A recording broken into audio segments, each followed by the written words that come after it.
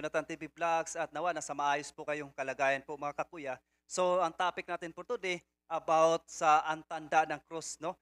Mayroon na bang kasaysayan na ating mapapasa dito ngayon at ipahiwatig natin sa mga anti-Catholics na noon pa ay mayroon ng antanda ng cross. O gaano ba ka ito kahalaga ng mga Kristiyano ang antanda ng cross po mga kakuya?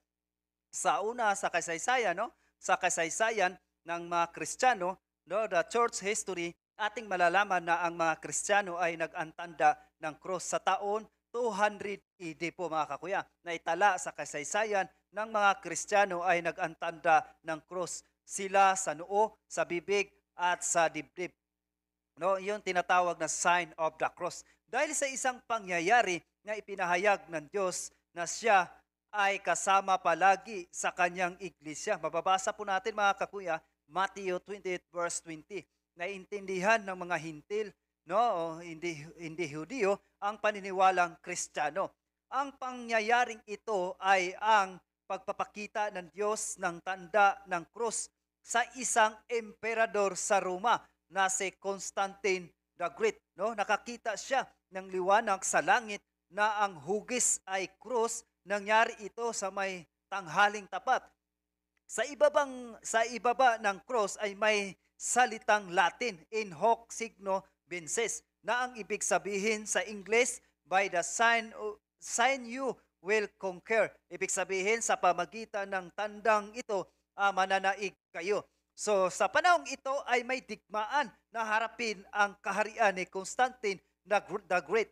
At dahil sa tanda ng cross ng kanyang nakita sa langit, nilagyan nila ng cross ang kanilang mga gagamitin sa digmaan. At dahil sa tanda ng cross, nanalo sila sa digmaan.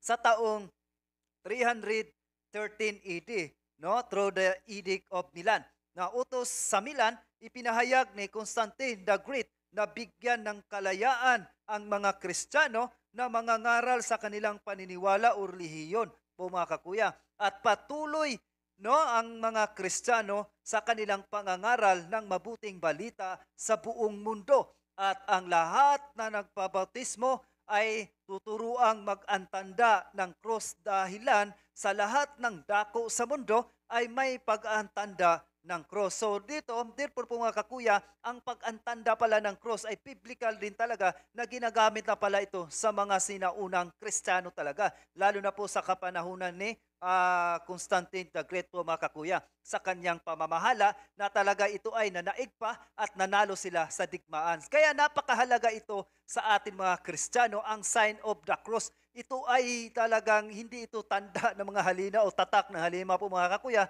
Malinaw po yan. Ito ay tatak ng Ama, Anak at ng Espiritu Santo. Ito ay tatak sa ating nag-iisang Diyos na may tatlong persona. Kaya nga, kapag may pusis na tao, kapag crucifix ng kanyang katawan, ito ay talagang manginig-nginig po mga kakuya. Sapagkat ganyan na lang ang takot nila sa cross o crucifix. Yan po ay mga banal na ginagamit na mga images, no? Mga yan tinatawag na images na mga holy images po mga kakuya. May banal at hindi banal.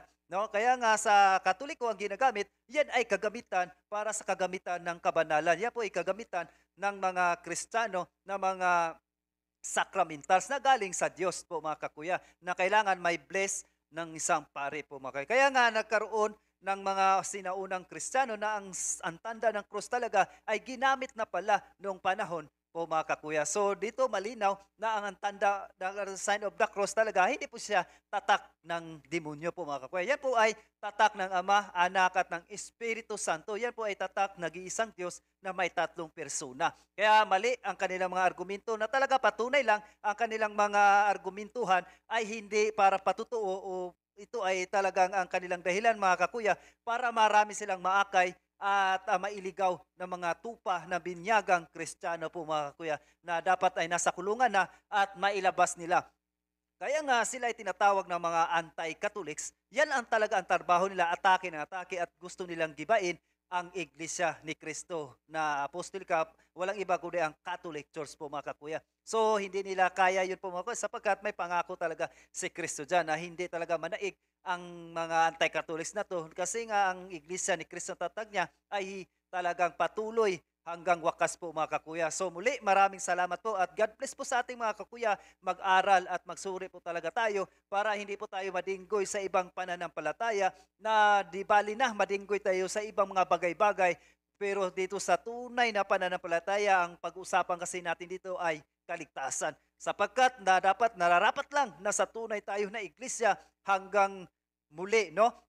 Hanggang wakas, hanggang sa huling hininga, sapagkat ay dito talaga ang ililigtas ni Kristo, lalo na po sa mga Kristiyanong hanggang ngayon ay hindi pa nagbabago. Huwag kayong mag-alala sapagkat si Kristo ang magliligtas sa atin po mga kakuya. May chance pa po mga kakuya kung lalapit tayo kay Kristo. Ang lahat ng mga may ano talaga ngayon, mayroon pang mga Kristiyano na namumuhay pa sa makasalanan, lapit lang po tayo sapagkat si Kristo ay naghihintay lang sa atin kung kailan tayo magbago. So ang Diyos nandyan lang.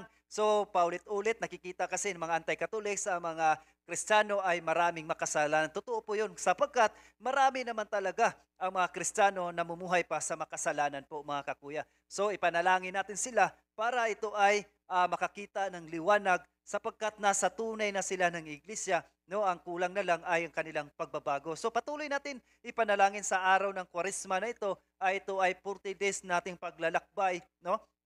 Sa pamagitan ng pag-aayuno natin, fasting abstinence, ito ay ialay natin din sa mga taong naligaw na po ng landas po mga kawan. Muli, ako pilbos ng pasasalamat po sa inyo at God bless po sa ating lahat po mga kawan. Was born for you and me.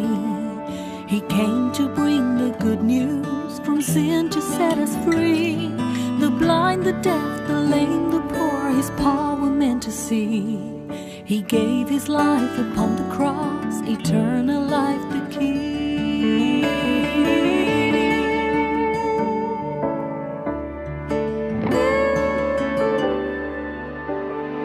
He broke bread and shed wine before his agony.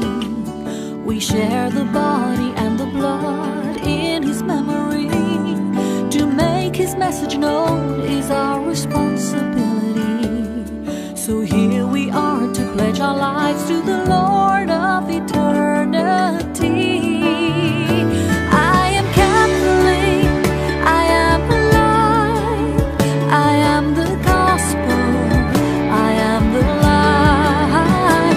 I am Catholic, I am alive, I am the leaven, the salt and light. I am Catholic, I am alive.